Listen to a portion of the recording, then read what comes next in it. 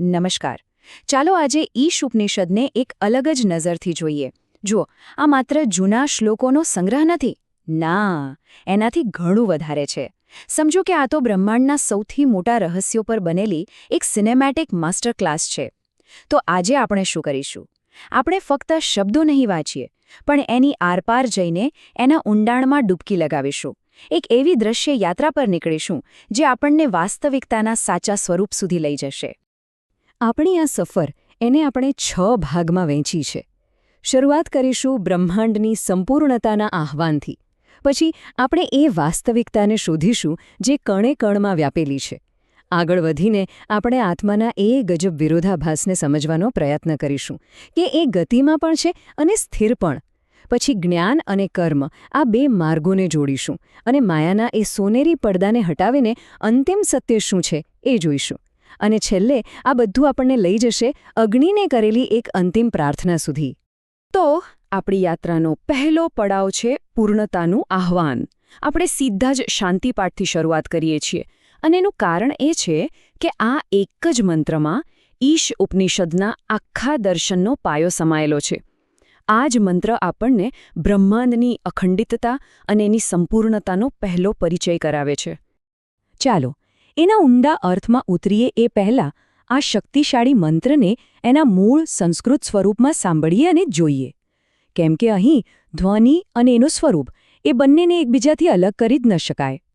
ઓમ પૂર્ણમધ પૂર્ણમિદં પૂર્ણાત પૂર્ણમ મુદચ્યતે પૂર્ણસ્ય પૂર્ણમાદાય પૂર્ણમેવાવશિષ્યતે. આનો અર્થ શું છે? એ કહે છે તે પૂર્ણ છે, આ પણ પૂર્ણ છે, પૂર્ણમાંથી જ પૂર્ણ પ્રગટ થાય છે. અને જો પૂર્ણમાંથી પૂર્ણને લઈ પણ લેવામાં આવે તો પણ જે બાકી રહે છે એ પૂર્ણ જ છે. અહીં જે દેખાય છે એ ખાલી એક સુંદર દ્રશ્ય નથી, પણ અદ્વૈત દર્શનનું હૃદય છે. એ વિચાર કે બધું જ એક છે. જરા કલ્પના કરો કે આ બ્રહ્માંડ એક અનંત સંપૂર્ણ સ્ત્રોત છે.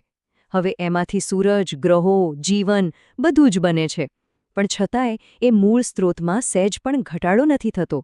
મતલબ કે સર્જને બાદબાકી નથી, એ તો માત્ર અભિવ્યક્તિ છે. આ જ છે પૂર્ણમનો સાચો અર્થ.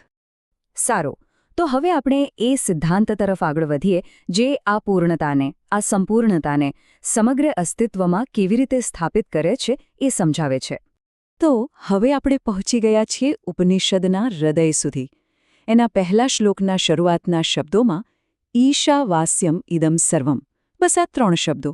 પણ આ 3 શબ્દોમાં આખું બ્રહ્માંડ દર્શન છુપાયેલું છે. ચાલો એને ખોલીને જોઈએ. ઈશ આ માત્ર એક શબ્દ નથી, પણ એક આખો સિદ્ધાંત છે. એનો અર્થ થાય છે શાસક. જેમ કે ગુરુત્વાકર્ષણનો નિયમ આખા બ્રહ્માંડને એકસાથે બાંધી રાખે છે, બરાબર?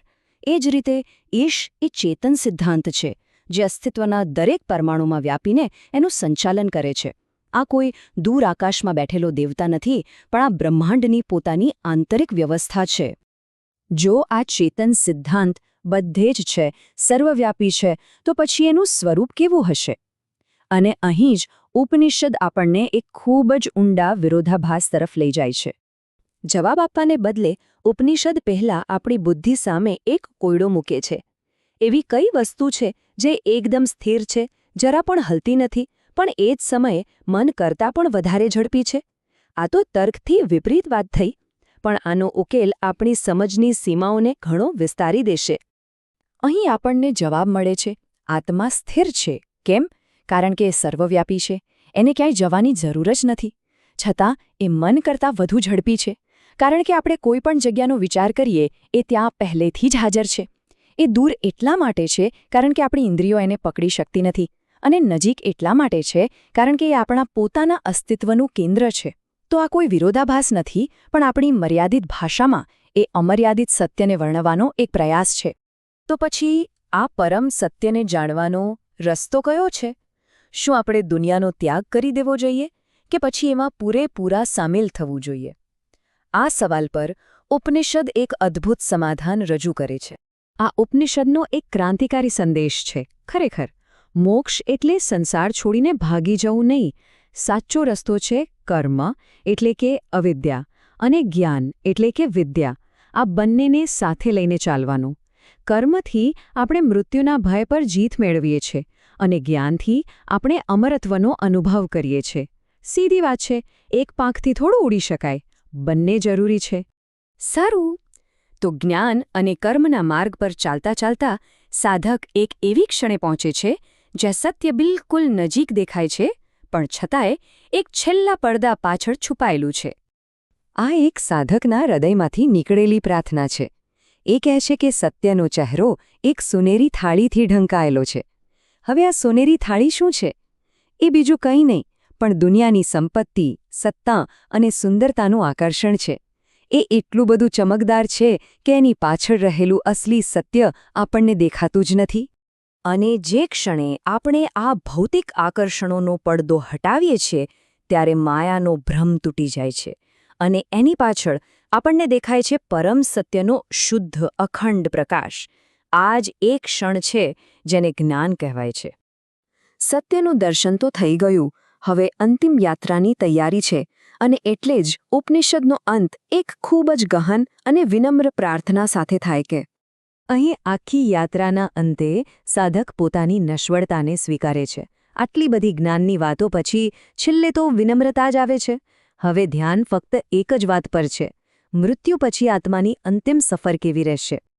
આપણે આ ચર્ચાનો અંત કોઈ સારાંશથી નહીં કરીએ, પણ આ અંતિમ ગહન પ્રાર્થના સાથે કરીશું. હે અગ્નિ, અમને સારા માર્ગે દોરી જા. આ માત્ર એક જૂની વિનંતી નથી, પણ એક શાશ્વત પ્રશ્ન છે જે દરેકના મનમાં હોય છે: શું આપણે સાચા માર્ગ પર છીએ? અને આ જ સવાલ સાથે ઈશોપનિષદ આપણને આપણી પોતાની યાત્રા પર વિચાર કરવા માટે છોડી જાય છે.